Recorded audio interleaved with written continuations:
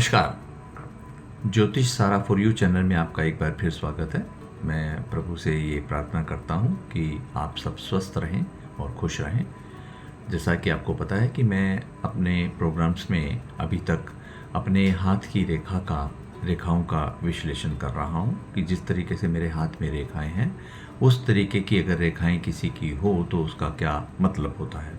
तो आज मैं आपको मस्तिष्क रेखा यानी कि माइंड लाइन जो मेरे हाथ में है, माइंड लाइन के बारे में आपको जानकारी दूंगा। माइंड लाइन से हमारे किसी के बारे में हैबिट्स की, उसके माइंड की पावर की, माइंड कंसंट्रेशन की, मेंटल डिसीज़ की, न्यूरो रिलेटेड डिसीज़ की और उसके टैलेंट की, उसके थॉट्स की, उसके माइंड के बारे में जाना जा सकता है। तो आज मैं आपको अपने हथेली में जो मेरी माइंड मस्तिष्क रेखा है, मैं आपको उसके बारे में बताता हूँ। ये मेरी हथेली है और इसमें ये माइंड लाइन है। मेरी माइंड लाइन और लाइफ लाइन दोनों एक ही जगह से स्टार्ट हुई है और ऐसा अगर हो तो वो व्यक्ति विचारों में तकरीबन सबसे सहमत रहता है, विचारों से मिल के चलता है, पोलाइट होता है और काइंड हार्टेड होता है। और ये माइंड लाइन यहाँ से चलती चलती अगर ये स्पष्ट और सीधी अच्छी माइंड लाइन है तो ये मेरी माइंड लाइन जो है ये मिडल मून पे आके ख़त्म हो रही है। मिडल मून यानी कि मध्य चंद्र में ये हमारा मंगल है, ये अपर मून है, ये मिडल मून है और उसके बाद ये लोअर मून है।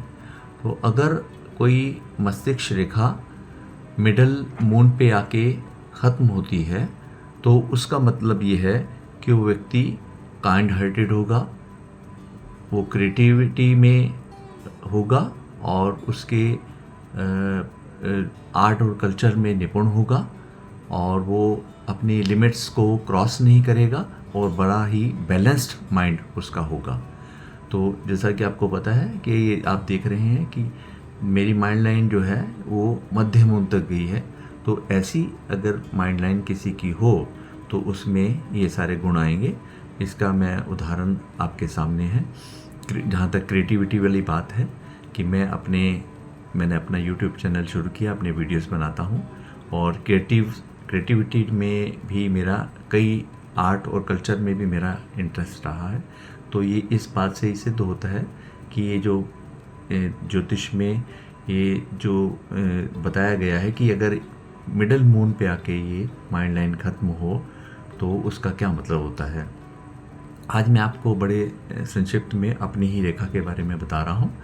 अदरवाइज़ जो रेखा कोई इसके बाउंड्री पे ख़त्म होती है या वो आदि और राहु के स्थान तक के आगे ख़त्म हो जाती है या लैडर टाइप होती है, वेवी होती है, अलग अलग किस्म की माइंड मस्तिष्क रेखाएं होती हैं, उनका अलग अलग मीनिंग होता है। वो मैं कोशिश करूँगा कि आपको एक डिटेल्ड लेसन बाय लेसन मैं आपको जानकारी दे सकूँ जितनी जानकारी मुझे है।